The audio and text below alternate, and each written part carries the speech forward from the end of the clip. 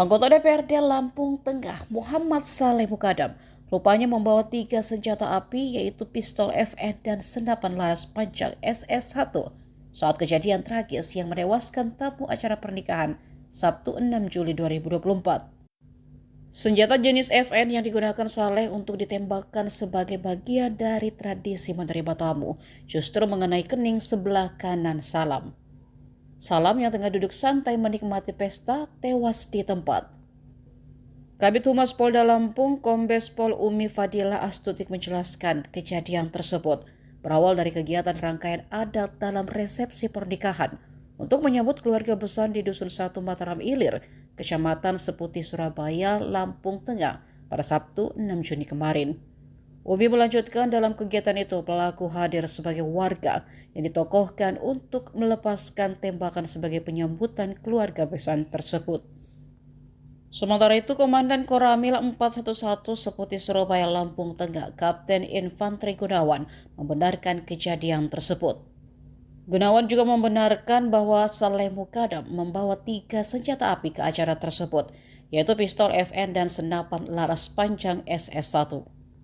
Saat ini barang bukti tersebut telah diamankan oleh pihak kepolisian. Selain itu, tim Inavis juga telah diterjunkan ke TKP untuk melakukan pemeriksaan.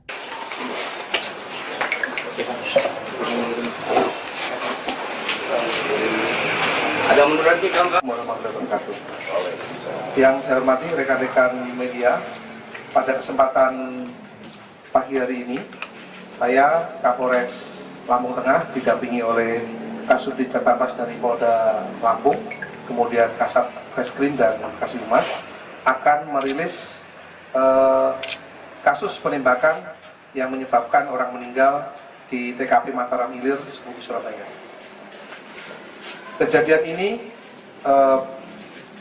terjadi pada hari Sabtu, tanggal 6 Juli 2024, sekira pukul 10 waktu Indonesia bagian Barat, tepatnya di Dusun 1, Kampung Mataram Ilir, Kecamatan Seputi, Surabaya. Dengan korban Salam bin Karim, 35 tahun, agama Islam. Dengan alamat Dusun 1, Kampung Mataram Ilir, Kecamatan Seputi, Surabaya, Lampung Tengah. Dengan tersangka saudara MSK, maksudnya MSM bin Darwis, 42 tahun, suku Lampung, Islam. Pekerjaan anggota DPRD Kabupaten Lampung Tengah. Adapun kronologis kejadian pada hari Sabtu sekira pukul 10 dalam kegiatan pesta adat Lampung, korban saudara Salam sedang duduk di gorong-gorong pada saat kegiatan acara penyambutan pihak desa. Tiba-tiba MSM sebagai warga yang ditokohkan membunyikan senjata api laras panjang dan senjata api jenis pistol.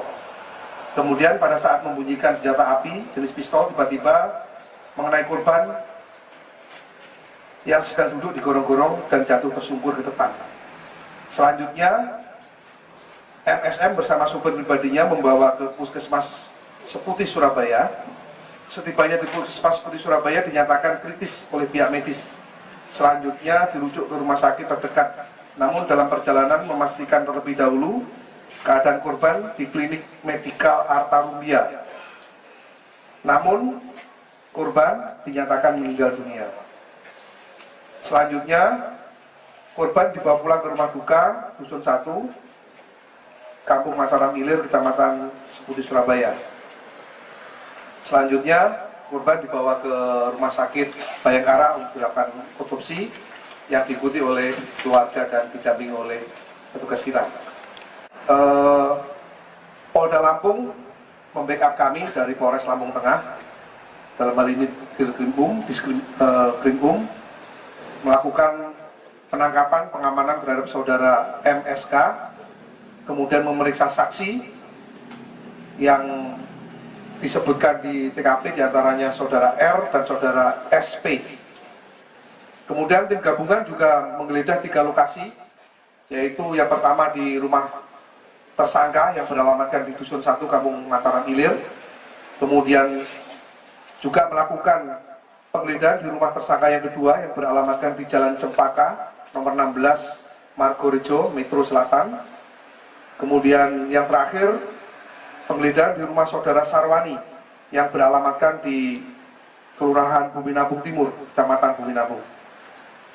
Adapun barang bukti yang berhasil kita amankan dari penggeledahan 3 TKP tersebut, diantaranya 1 pucuk senpi jenis Zoraki, 1 buah magazin, 4 buah selongsong amunisi, 1 pucuk senpi laras panjang FNC Belgia, 1 buah magazin, 1 buah tas senjata warna hijau, 1 pucuk senpi HS ditambah magazinnya, kemudian 1 pucuk senpi revolver Cobra, 2 buah magazin, 60 butir amunisi kaliber 5,56 mm, 34 butir amunisi kaliber 9 mm, 2 buah box senpi, 1 box alat pembersih senpi, 1 surat keanggotaan shooting club, 4 butir selongsong amunisi kaliber 5,56 mm, 3 butir selongsong amunisi kaliber 9 mm, kemudian 1 buah peci, 1 helai celana panjang milik saudara MSM. Kemudian perlu saya sampaikan di sini juga bahwa tadi malam hasil autopsi terhadap korban didapatkan informasi sementara bahwa peluru menembus kepala bagian kiri, bawah telinga kiri menembus bagian dalam kepala hingga keluar di pelipis kanan. Nanti untuk hasil resminya kita gelar perkara untuk menentukan tahap selanjutnya. Dan sudah didapatkan bahwa MSM ditetapkan sebagai tersangka dengan persangkaan pasal 359 KUHP, pasal 1, dan Undang-Undang Darurat nomor 12 tahun 51 dengan ancaman hukuman 5 tahun dan 20 tahun.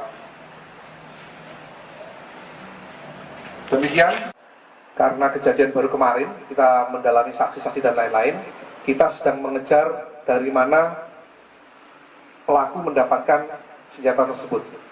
Ada mengerucut nama-nama, tapi tidak kami sebutkan karena dalam pengembangan. Pencarian dari mana, pembelian itu dari jaringan senjata yang sedang kami kembangkan. Dipergunakan untuk apa, Bang?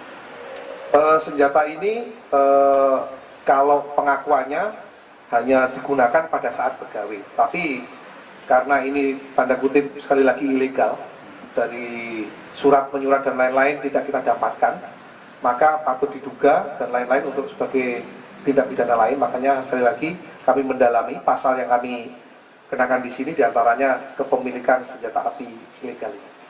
Apa dia tergabung ke anggotaan organisasi menembak? Tidak ada. Jadi atas nama yang bersangkutan memang tidak terdaftar ataupun tergabung.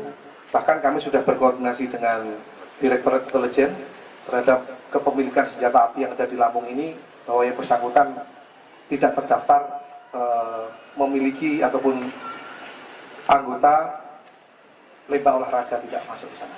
Semua senjata milik MKS, Bang ya? MSM. Jadi senjata ini MSM. di TKP dibawa semua sama pelaku ya? Jadi senjata ini kita peroleh, kita kembangkan dari penggeledahan 3 tempat tadi. Jadi dari 3 tempat tadi, tim gabungan mendapatkan senjata laras panjang, senjata laras pendek, dan amunisi, serta BBB yang terkait dengan permasalahan ini. Ketika seperti ini, tanda kutip, harus mempunyai senjata, tidak. Tetapi bisa digantikan dengan petasan dan sebagainya. Dan di tempat-tempat lain pun, di Lampung Tengah ini sudah friendly, jadi tidak lagi menggunakan senjata. Kalau dulu mungkin konon ceritanya seperti itu, tapi sekarang sudah digantikan dengan petasan yang mungkin mempunyai suara yang sama. Demikian. Apakah akan ada tersangka-tersangka baru, Bang? Betul sekali. Jadi dari perkara ini atau dari kasus ini nanti kita kembangkan diantaranya kepemilikan senjata, kemudian asal muasal senjata, kemudian juga mungkin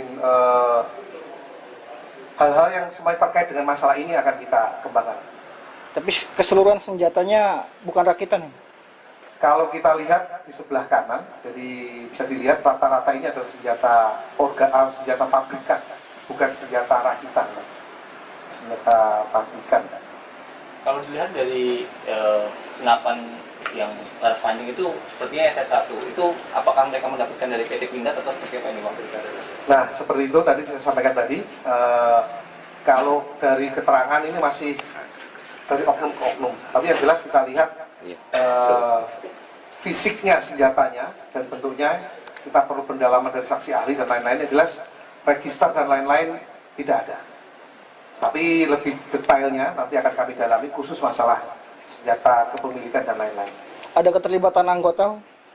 Sejauh ini dari keterangan saksi dan lain-lain tidak ada keterangan ataupun tidak ada keterkaitan dengan anggota baik TNI maupun Polri dalam kasus ini. Download Tribun X sekarang, menghadirkan lokal menjadi Indonesia.